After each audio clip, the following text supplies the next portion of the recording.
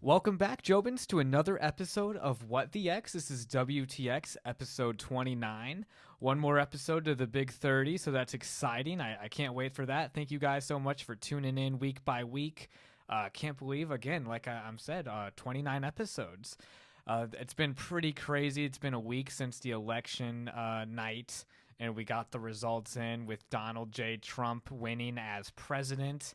So, as you guys, following the channel have seen, that I was on the Trump side and voted that way. But I just want unity, and I hope that we can all come together as Americans and that the polarization and division, we can take care of that because that's going to be an issue that we definitely need to work on as a nation. So everybody love everybody. And just stay safe out there, Jobins, and God bless. God bless America. But let's go ahead and get right into things because we're going to go with Jeff Bezos at Jeff Bezos for the first tweet. And he says, big congratulations to our 45th and now 47th president on an extraordinary political comeback and decisive victory. No nation has bigger opportunities. Wishing at real Donald Trump all success in leading and uniting the America we all love. So Jeff Bezos, the owner of Amazon, the Washington Post, which we saw how that blowback went. Everybody was canceling their subscriptions. Look how much that did. Great job protesting the Washington Post, Mark Hamill and Stephen King. You really saved the day. Of course, that's sarcasm because that didn't do anything to affect the results.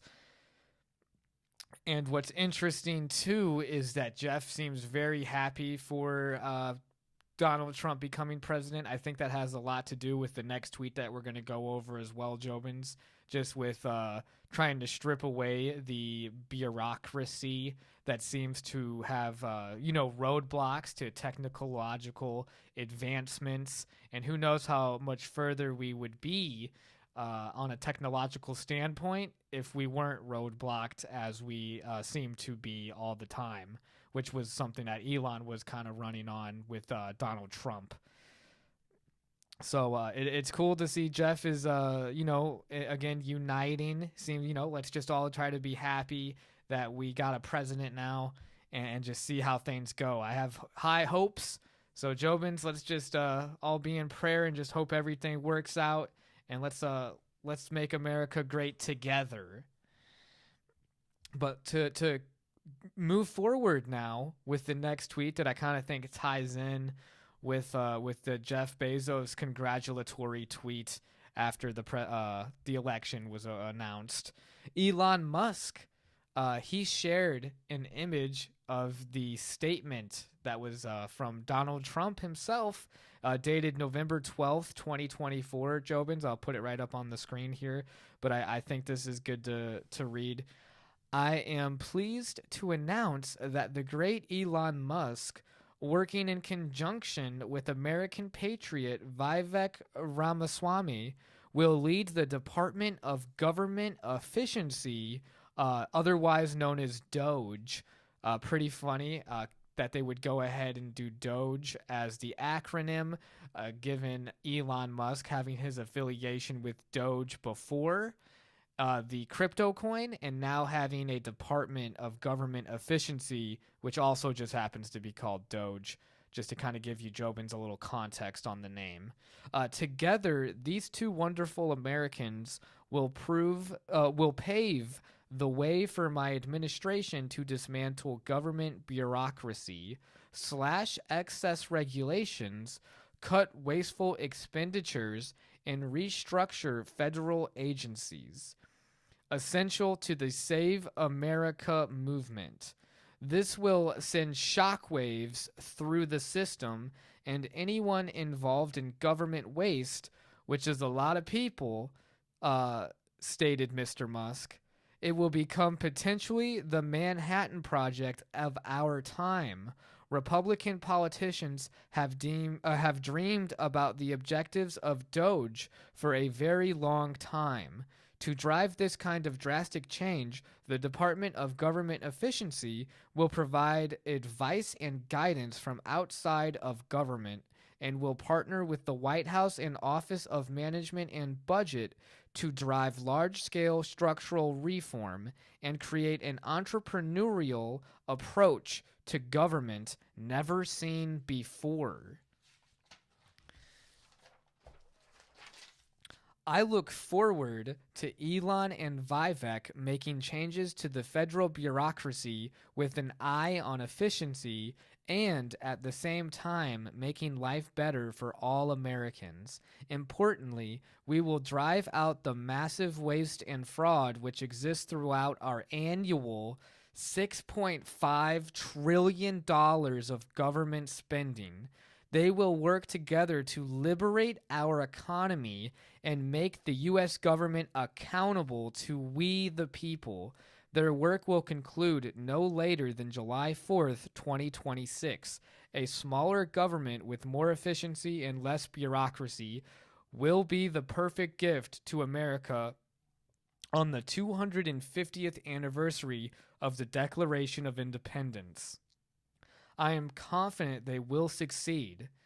And Jobins, that's quite the statement for Trump to put out there. I thought it was cool that he already has a deadline in place, you know, something that holds himself accountable, his administration accountable for the promises that they make.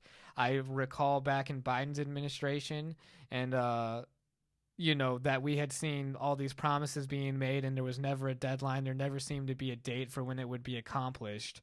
So I appreciate that we have July 26th, no later than. So it'll hopefully conclude even before then.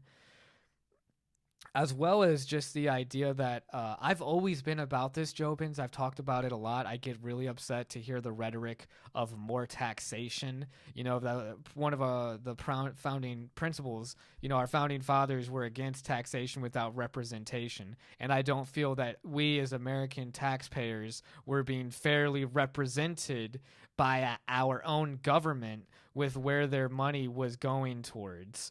You know, the government spending, we do need to hold government accountable for how they're spending the money. And I think that's going to ruffle a lot of feathers. Just like how Donald Trump said in his statement here, you know, it's going to send shockwaves through that community.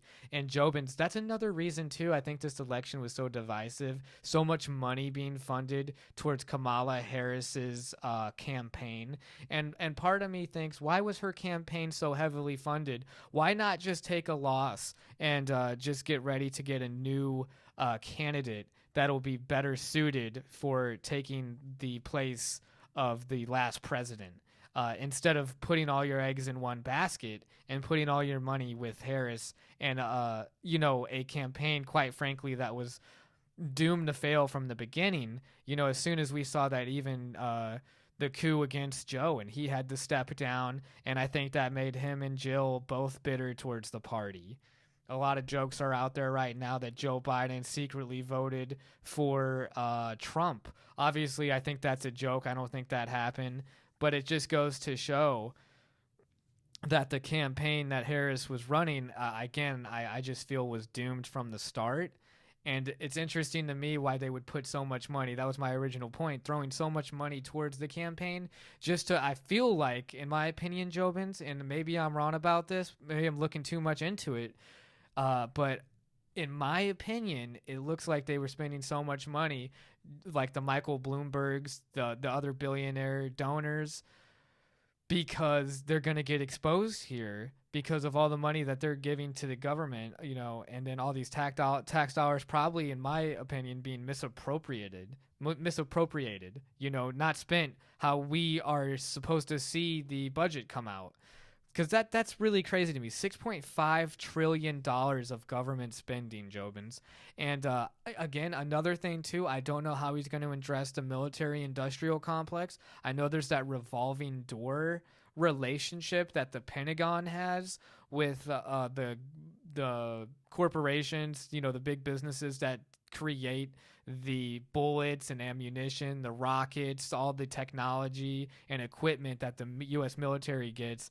They charge them like a crazy amount for the monopolies that they have. So hopefully we get some accountability in all sectors of federal government spending, and not just the ones that are more superficial, but everything, and every penny and dime's accounted for. I'm happy to hear that Elon Musk and Vivek Ramaswamy, both revered for their business dealings, are on the mission. So hopefully those two guys can get it done by July 4th, 2026, and we can see a Save America and then Stop America from Reckless Spending. So there's a lot to be said there. I know that the name Doge is like a joke in itself. I think that's just a good way to probably get the opposition to kind of let their guard down and be like, oh, it's called Doge, it's a joke, but no, this is serious, and then it's going to sneak up on them, and we're going to see a lot of people get exposed here, and that's a good thing. So I can't wait just to see all the effects of the election, seeing our guy get into office and seeing him stick to his words, because we as the people, we do have to keep Trump accountable and keep the right accountable. Just because they won doesn't mean the mission's over. It is about still making sure that America is great together. I don't like to say great again. I don't want to cause any more division. I know Trump isn't maybe the perfect candidate, and he has caused a lot of division in this country, but I just want us to all be together and know that I feel like we got this. 2025 is our year, and 250 years that the Declaration of Independence was signed in 2026. That'll be crazy too. So hopefully we see just the rise of America in that time span. And God bless America. I'm excited and hopeful for everything. Jobins, if you're scared out there because your guy didn't win and you have all these fears about what you've been told, hold off on those fears for a moment, and we as a nation will keep him accountable, right? So just bear with us. And then Vivek Ramaswamy, he also shared that same statement from Trump, and he said, "We will not go gently at Elon Musk." So it's good to see that Vivek and Elon Musk seem to be on the same page and are very much down for this approach to slashing the overburdened federal bureaucracy. Hopefully, let's make government spending accountable again, right? Let's see the numbers, and let's do it for America. And to say that this could be our time's Manhattan Project, Jobins, just goes to put it in the context of just how big of a deal this is. The Manhattan Project, if you weren't aware already, Jobins, I'm sure you guys are, a top secret World War II government program, which was to develop the first atomic bombs. And we all know how that went with Hiroshima and Nagasaki. So a complete game changer, changed the world as we know it, something we still talk about to this day. That's how impactful this DOGE program could be, this Department of Government Efficiency. So I like to hear the word efficiency. I hope that we don't get lost in the business aspect of things. This is being run by businessmen.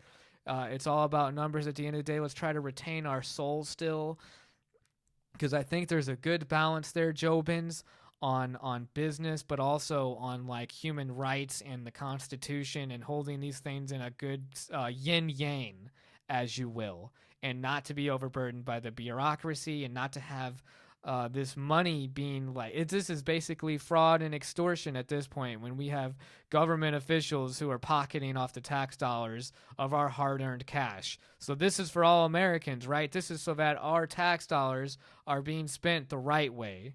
So that's all I want to say about that. And to end it, from Lex Friedman at Lex Friedman, famous podcaster who's had some pretty great podcasts himself. It's great to see many people on the left doing some soul searching. There's a lot of, how did we lose touch with everyday Americans? This makes me look forward to future elections. Hopefully there will be great candidates that step up to reinvent and lead the left in America. And I think that's exactly it, too. I'm with Lex Friedman in the fact that I think the word he used was reinvent. I think that the Democrat Party does need to reinvent, need to look in the mirror and say, hey, we're supposed to be the party of the people. But lately it feels like we're just the party of the shamers. We're taking the votes that we used to get for granted, And when they're voting for the other side because we haven't produced results, we can't go about blaming them like we did. It didn't work on this Harris campaign. It's not going to work on this next one. So quit blaming the constituents for your shortcomings. The Democrat Party needs to take a long, hard look in the mirror and realize that empty promises can only get you so far. And when the oppressed have so many means to non-traditional media like the Joe Rogan podcast, the Nelk Boy podcast, even the Call Her Daddy podcast, which made Kamala Harris look bad, a lot of people would say. We don't rely on The View anymore. We don't rely on the Jimmy Kimmel Show anymore. We don't rely on Saturday Night Live anymore, which was, cringy to say the least. So a lot of this traditional media has gone to the wayside, and the Democrats, they're going to have to go off more than just spending money on the marketing and having the big Hollyweird. I say Hollyweird, not Hollywood, behind them. Because all it does is make them look bad. And when Trump comes in and hopefully even more CIA documents get declassified, they officially declassified the Martin Luther King Jr. assassination, I think a lot of people want some healing